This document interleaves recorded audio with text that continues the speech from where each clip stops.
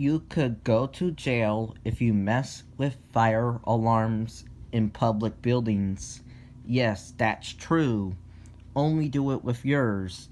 Even if you are going to someone else's house, especially my house, and you are tampering with their fire alarms, that is still pretty bad. And in my house, if you do it, you are going to be sent to jail, but it's worse if you are doing it in a public building. But if it's not your alarm, don't tamper with it. Only do it with yours only.